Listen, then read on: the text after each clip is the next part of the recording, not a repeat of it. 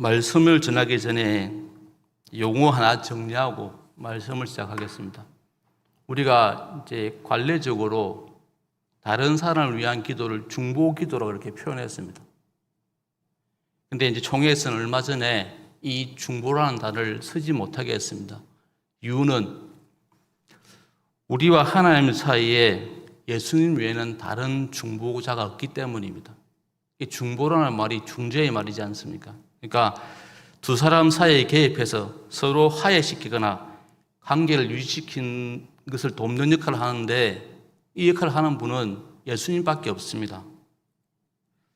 하나님과 인간 사이에 예수님 외에는 누구도 중보자가 될 수 없습니다. 물론 구약에서는 이제 모세도 그 역할을 하고 가끔은 선지자도 하고 천사도 했지만 예수님 오신 이후에는 예수님만이 유일한 중보자가 되십니다. 그래서 우리가 예수님 이름으로 기도하는 이유가 바로 이것 때문입니다. 예수님 이름으로 기도하지 않으면 우리의 기도가 하나님께 전달되지 않기 때문에 우리가 예수님 이름으로 기도를 드리는 것입니다. 그런데 우리가 관례적으로 계속 우리는 중보 기도를 이제 다른 사람을 위한 기도로 사용했기 때문에 이게 읽는데 이제 그걸 얼마 전에 총회에서 바로잡고 해서 이제 이 중보라는 단어를 못 쓰게 했습니다. 성경에 찾아보니까 여기에 맞는 우리가 타인을 위한 기도에 적합한 단어가 이제 디모데 전서 2장 1절에 나옵니다. 그게 도고입니다. 도고 기도. 이 원어로 보면은 바로 타인을 위한 기도라는 의미를 가지고 있습니다. 우리가 기도할 때 바로 다른 사람의 형편과 사정을 예수님 이름으로 하나님께 아뢰는 것이기 때문에 결국 우리가 그동안은 중보기도 하지만 중보자의 위치에서 우리가 드린 기도는 아니었지만 또 그렇게 기도한 이유는 결국 우리가 다른 사람의 형편을 대신 하나님께 구하는 그런 의미가 있어서 그래서 이제는 그걸 바로 잡아서 우리가 같은 사람의 입장에서 기도한다는 의미를 회복해서 도고기도라고 표현하는 게 맞는 것 같습니다. 그래서 우리가 이제 예배 마치고 설교 마치고 기도할 때 우리가 중보기도라는 표현을 또 우리가 모여서 기도할 때 이 중보라는 표현을 가급적이면 이제 사용하지 않는 게 맞습니다. 이렇게 정리하고요. 오늘 말씀 보면은 이제 바울이 은사에 대해서 설명하고 있습니다. 또 세부적으로 보면은 또 말씀 전할 내용이 많은데 오늘 말씀 그냥 총론해서 접근해 보고자 합니다. 4절에 보시면 은사는 여러 가지나 성령은 같고 라는 표현하고 있습니다. 이 관점에서 말씀드리고자 합니다. 먼저 고린도 교회의 어떤 시작을 보면요. 우리가 지금 새벽마다 사도행전을 보고 있는데 사도행전 18장에 보면은 바울이 2차 선교 여행 후반부에 아테네를 거쳐서 고린도에 가게 됩니다. 근데 그곳에서 바울이 이제 아굴라와 브리스길라 부부를 만납니다. 이들은 로마에서 비교적 큰 사업을 했습니다. 그런데 글라우디오 황제가 칙령을 내리는데 로마에 있는 모든 유대인들을 쫓아냅니다. 추방하는 칙령을 내립니다. 이런 명령에 따라서 이 아굴라와 브리스길라 부부가 로마에서 쫓겨나서 바울보다 먼저 아테네에 도착하게 되었습니다. 고린도에 도착하게 되었습니다. 근데 여기서 이제 바울을 만나게 되는데 바울도 직업이 뭡니까? 가죽 가공업입니다. 바울도 이제 이 브리스길라와 그러니까 아굴라와 브리스길라 부부도 이 가죽 가공을 하고 있어서 쉽게 바울과 이제 친해지게 된 것입니다. 그리고 바울은 이렇게 이제 이 두 부부를 이제 시작해서 유대인과 그리스인들에게 복음을 전하는데 이게 잘 받아들여집니다. 근데 잘 받아들이지만 또 호불호가 분명히 갈렸습니다. 유대인들은 바울의 복음을 반대했습니다. 근데 고린도 사람들은 비교적 우호적으로 복음을 받아들입니다. 그 중에 이제 해당장인 그리스도가 복음을 받아들였습니다. 그리고 다른 고린도 사람들도 복음을 받아들였습니다. 그래서 이것이 이제 계기가 돼서 고린도에서 교회가 세워지게 됩니다. 이렇게 교회를 세우고 바울은 떠나게 되는데 3, 4년 지난 후에 고린도의 소식을 듣습니다. 고린도 교회 소식을 에베소에서 듣게 되는데 근데 그 내용이 썩 바울 마음을 편하게 하지 않았습니다. 그러니까 고린도전서 1장 11절에 보면은 근로의 집안 사람들 통해서 듣고 또 7장 1절에 보면 직접 고린도에서 바울에게 편지를 씁니다. 근데 그 내용들이 상당히 심각한 그런 내용들이었습니다. 근데 그 내용들을 크게 나누면 두 가지로 나누어집니다. 하나는 고린도 교회 사람들이 고린도 시민들에게서 영향받은 부도덕성입니다. 그건 5장과 5, 6, 7장에, 7, 8장에 보면은 어떤 문제인지 설명하고 있습니다. 성적인 문제, 그리고 교사의 재판 문제, 결혼 문제, 노예 문제, 또 우상에 들여진 재물을 먹는 문제, 그 다양한 문제로 이제 갈등을 겪게 됩니다. 또 하나는 고린도 교회의 분열입니다. 바울은 이걸 더 심각하게 생각했습니다. 1장 12절에 보니까 이 고린도 교회 내에 분열로 통해서 당파가 생긴 겁니다. 그래서 바울파, 또 아볼로파, 게바, 베드로파, 그리스도파가 생긴 겁니다. 그래서 바울이 뭐라고 합니까? 그리스도가 나뉠 수 있느냐? 너희들이 누구에게 세를 받았느냐? 내가 너에게 세를 줬느냐? 아니지 않느냐? 하면서 또 이 분열에 대해서 바울이 권면합니다. 그런데 이 분열의 원인 중에 하나가 바로 교회 직분과 봉사활동에서 일어났습니다. 고린도 교회의 분열은 당시 이런 분파가 생겼던 문제였지만 이렇게 분파가 생긴 것과 함께 직분과 사역에 의해서 갈등이 생겨난 것입니다.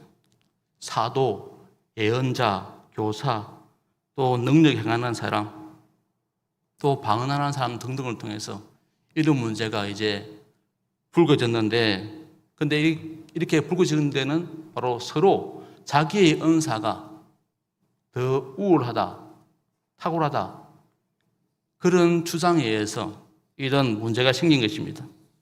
서로 자기를 앞세우다 보니까 이런 갈등이 생긴 겁니다. 여기에서 그치면 되는데 또 이렇게 서로를 내세우다 보니까 결국 어떻습니까? 상대를 무시하게 되지 않습니까?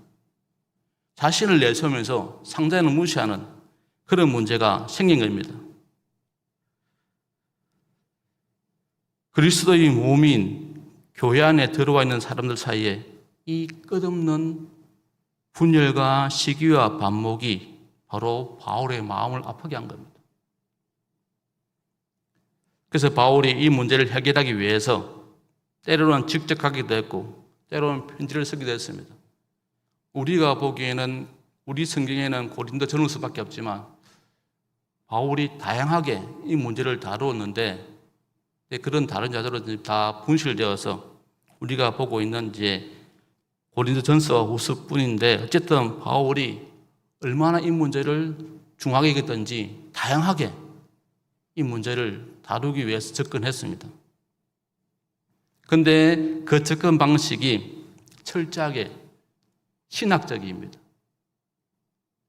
오늘 본문 보면은 이제 교회론적으로 접근합니다. 12절 말씀 보면은 몸은 하나인데 많은 지체가 있고 몸의 지체가 많으나 한 몸인과 같이 그리스도도 그러하다. 그러니까 교회는 그리스도의 몸이다 라는 진술로 이제 이 분열을 치유하고자 합니다. 근데 여기에 중요한 이제 관점이 바로 바울이 지금 교회를 말하면서 예수님의 몸이라 하지 않고 그리스도의 몸이라고 지금 표현하고 있습니다. 그러니까 예수님의 몸과 그리스도의 몸은 다릅니다. 어떻게 다른가 하면 예수님의 몸은 우리와 똑같은 그런 소위 단백질로 이루어진 그런 몸이라면은 그리스도의 몸은 바로 부활 이후에 현실성이 된 영적인 몸을 말합니다. 이 차이를 바울은 분명히 구분해서 설명하고 있습니다. 그러면서 이제 그리스도가 바로 교회의 머리가 되고 이런 부활하신 이후에 현실성이 된 영적 몸인 그리스도가 바로 우리 교회의 머리고 그리고 나머지 구성원들은 지체라고 말하는 것입니다. 그러니까 이건 눈에 보이지 않는 그런 설명이지만 하지만 우리는 이걸 영적으로 이해해야 합니다. 생각해보면 실제로 그리스도가 우리의 머리는 아니지 않습니까? 그러니까 바울은 분명히 그리스도가 교회의 머리고 우리는 그 지체라고 말하는데 실제로 우리가 이걸 인지하기가 쉽지 않습니다. 예수 그리스도가 실제로 우리의 머리가 아니고 우리가 서로 연결된 지체라고 하지만 그리스도 우리의 머리고 우리가 서로 연결된 지체라고 하지만 이게 실제적으로 우리에게 와닿지 않습니다. 그렇지 않습니까?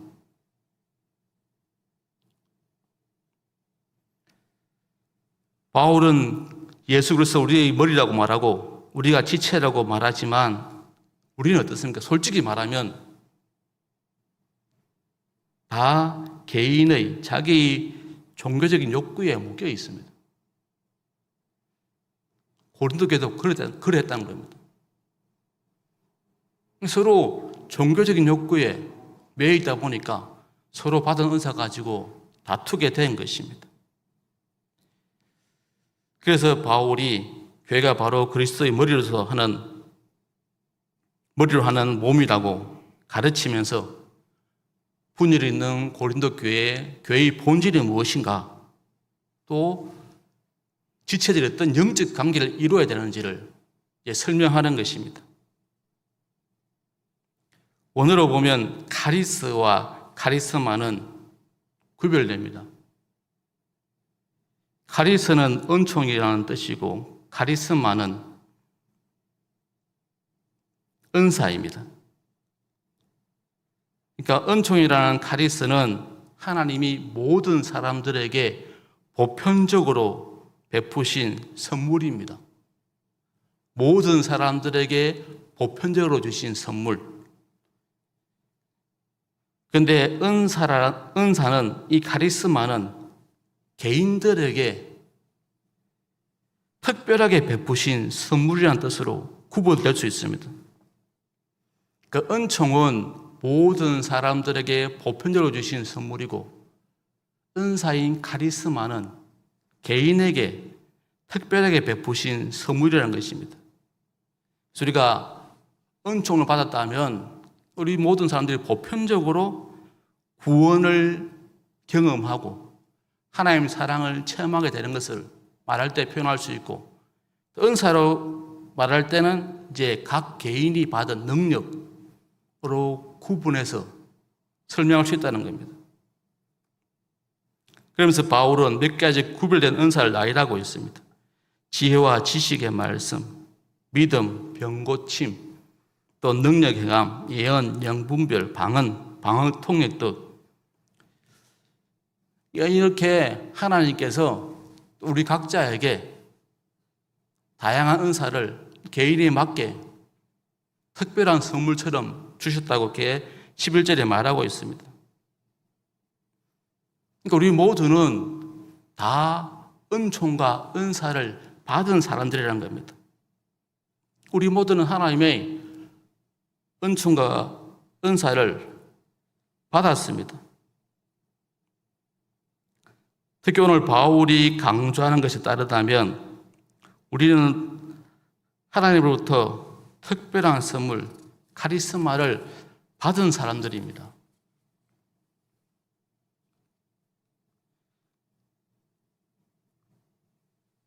그러니까 우리가 그걸 인지하지 못하지만 우리는 서로 이제 다른 사람의 어떤 은사에 관심을 가지다 보니까 하나님이 자기에게 주신 특별한 은사를 느끼지 못할 때가 많은데 어쨌든 하나님께서는 우리 모두에게 이 은총과 은사를 주셨습니다. 근데 바울이 여기에서 또 한 가지 분명히 합니다. 하지만 우리 모두가 보편적으로 또 특별하게 누리는 그 모든 선물의 권한은 하나님이다. 특히 카리스마도 우리의 것이 아니라 하나님으로부터 주어진 것이다 라고 분명히 말합니다. 그러니까 카리스마, 하나님이 나에게 특별한 선물을 줬지만 그 선물은 하나님부터 온 것이고, 그러니까 내가 받은 그 소유도 하나님께 있다는 것을 말하는 것입니다. 내가 받았지만 내가 받은 것 하나님께로부터 온 것이고, 그리고 하나님이 주신 것이기 때문에 그 소유도 분명히 하나님임을 이야기합니다. 그러니까 카리스마가 내가 받았지만 내 것이 아니고 하나님 것이라는 겁니다. 그 소유권은 하나님께 있다고 지금 말하고 있는 것입니다. 우리가 각자 특별한 은사를 받았지만 이건 내 소유가 아닙니다. 그걸 분명히 하셔야 됩니다. 내가 받았다고 내 게 아닙니다. 그래서 내 게 아니니까 다른 사람을 위해서 봉사라고 우리가 생각할 수 있지만 더 깊이 들어가면 결국 그 근원이 하나님, 성령께 있다는 것을 바울이 지금 말하고 있는 것입니다. 그러니까 성령께 있으니까 나누어지는 게 어불성설이라는 겁니다. 카리스마는 근원적으로 동일하다는 것을 이야기함을 통해서 분열의 문제를 바울이 지적하고 있습니다. 하나님께 온 것인데 하나님이 주신 것이고 그것이 그 소유가 하나님께 있는데 그러면 은사가 어떤 게 좋고 나쁜 거 있을 수 있겠습니까? 하나님에게서 온 것이기 때문에 좋은 게 있고 나쁜 게 있겠습니까? 덜 좋고 더 좋은 게 있고 덜 좋은 게 있겠습니까? 그럴 수 없다는 겁니다. 바울이 말하는 것.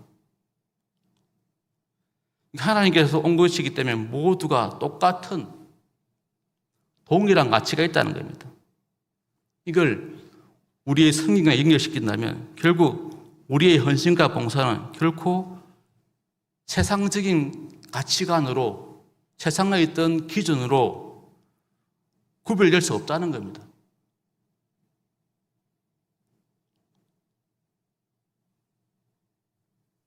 바울이 이걸 분명히 하고 있습니다. 우리도 알고 있습니다. 우리가 이걸 알고 있지만 사실은 정보 정도로만 알고 있어서 실제 경험되지 않으니까 이게 또 문제가 생기는 겁니다.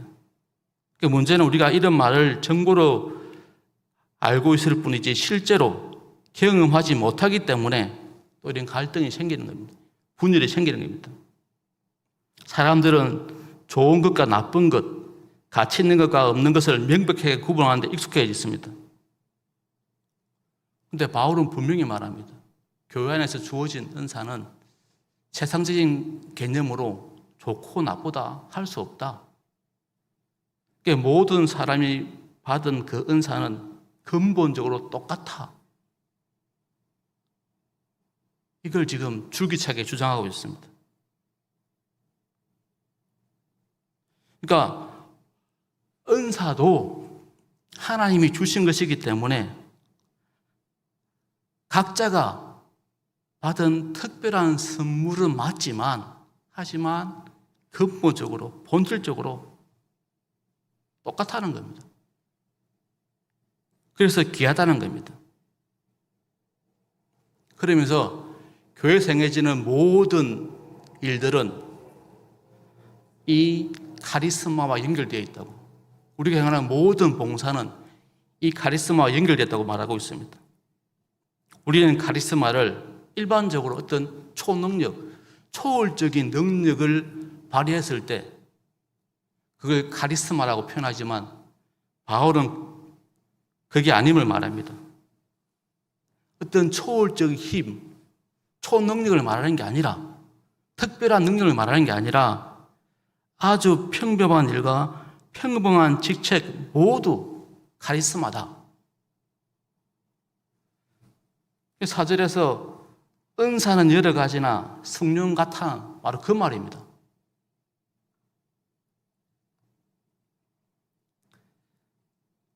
바로 바울의 이 말씀을 근거해서 카리스마의 원천은 성령이다 라고 말하면서 우리가 받은 모든 은사는 성령에 의해서 주어진 것이기 때문에 병을 고치는 능력도 또 다른 다양한 섬김도 계속해서 같다고 그렇게 말하는 것입니다. 지금 말하면 우리가 어디에 봉사하든 그건 하나님으로부터 주어진 동일한 은혜라는 것을 말하는 것입니다. 우리가 찬양대를 섬기든 주방을 섬기든 주차를 섬기든 교학교를 섬기든 결국 성령에 의해서 주어진 것을 행하기 것이기 때문에 그게 다 동일하게 가치 있다고 말하면서 그게 바로 카리스마다고 그렇게 바울이 정리합니다. 우리는 늘 의심합니다. 내가 성령을 받았는가? 오늘 본문에 비춰보면 내가 성령의 은사를 받고 있는지, 받은 게 무엇인지 우리가 고민할 때가 많은데 오늘 말씀에 근거하면 우리가 고민할 필요가 없습니다. 우리가 교회 공동체 안에 들어와 있다는 이 자체가 이미 우리가 은사의 범주 안에 있음을 인정하시고, 조금 더 구체적으로 말씀드리면 우리가 교회 안에서 어떤 형태로든 교회 안에서 봉사에 참여했고 참여하고 있다면 우리는 다 카리스마를 받은 사람들이라는 겁니다.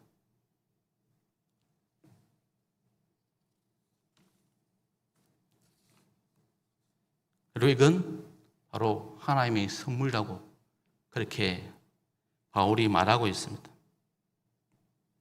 그래서 우리는 어떠한 형태든 교회 안에서 아주 사소한 부분을 하더라도 우리가 참여해야 됩니다. 내가 섬길 수 있는 부분, 아주 작은 부분을 하더라도 그래서 우리가 섬겨야 되고 봉사해야 되고 참여해야 되는 것입니다. 바로 우리는 이렇게 우리에게 주어진 은사로 성령과 연결되기 때문입니다. 아주 사소해 보인다 하더라도 우리가 섬기는 그 자체가, 봉사 그 자체가 바로 성령과 연결되는 아주 귀한 기회가 된다고 바울이 말하는 것입니다.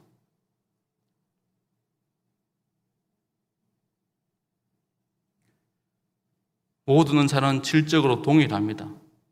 그래서 바울은 실제 몸을 비유로 들면서 이제 원리를 설명합니다. 원천이 성령이기에 모든 은사는 질적으로 동일하고, 그래서 은사가 한 성령에서 온 것이라면 당연히 모든 은사는 똑같아 라고 4절부터 11절까지 설명했습니다. 물론 행위 자체가 똑같다는 건 아닙니다. 15절 이하에 보면은 바울이 자세히 설명하고 있듯이 눈의 역할, 귀의 역할 다 다릅니다. 손의 역할이 다 다릅니다. 하지만 역할이 다르지만 역할만 다를 뿐이지 동일한 카리스마라고 그렇게 반복해서 이야기하는 겁니다. 그러니까 성령에게서 온 카리스마는 비록 기능과 역할이 다르지만 본질적으로 동일하다. 이 부분을 말하면서 분열된 교회 봉사하면서 은사를 통해서 봉사하면서 분열된 그 고린도 교회 교인들에게 바로 신학적으로 지금 바로 잡아주고 있는 것입니다.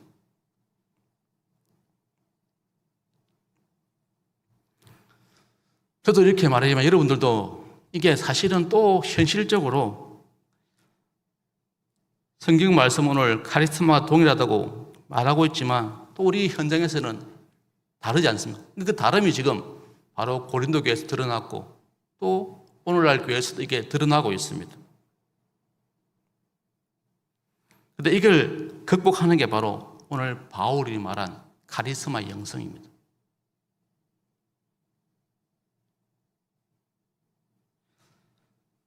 우리의 능력과 은사가 성령으로부터 주어진 것이라는 사실을 명확하게 인식하고 있다면 우리가 어떤 일을 하든 역할의 높고 낮음에 연연하지 않을 것입니다.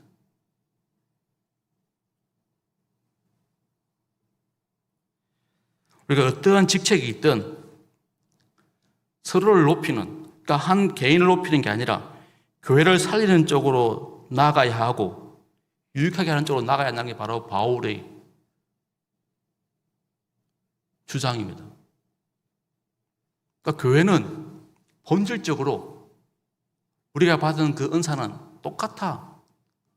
성령으로부터 주어졌으니까 그냥 그 주어진 성령이 주신 것으로 자기 역할에 맞게 섬기고 그리고 그 섬김에 있어서 누가 높네 낮네 그렇게 하지 말라는 겁니다.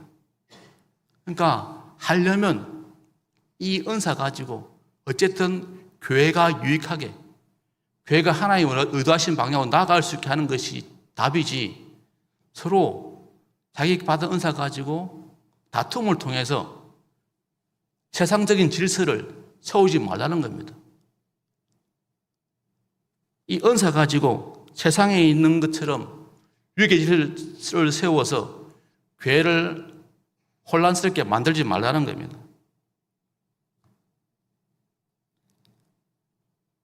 그러면서 말합니다. 정말 이 은사가 제대로 서 있는지 보려면 뭐라 말합니까? 약하게 여겨지는 부분, 약한 부분을 더 긴유하게, 연약한 부분을 더 요긴한 것으로 생각하고 변별치 못한 부분을 귀하게 여기라 라고 바울이 말하고 있습니다.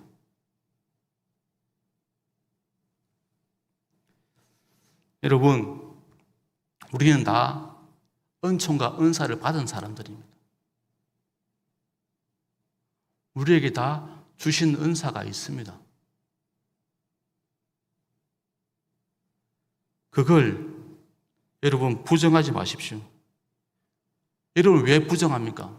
우리도 은연중에 이런 세상적인 가치관에서 좋고 나쁘고 세상적인 관점에서 구분하다 보니까 하나님이 자신에게 주신 은사들을 한 달란트 맡은 사람처럼 그렇게 묻어드는 겁니다. 근데 오늘 바울은 그렇게 하지 말고 서로 몸이 서로 지체로서 역할을 감당하는 것처럼 그리스도가 우리의 머리인 것을 인정하고 각 은사를 몸의 지체처럼 여기고 그걸 유기적으로 사용하라고 말하고 있습니다.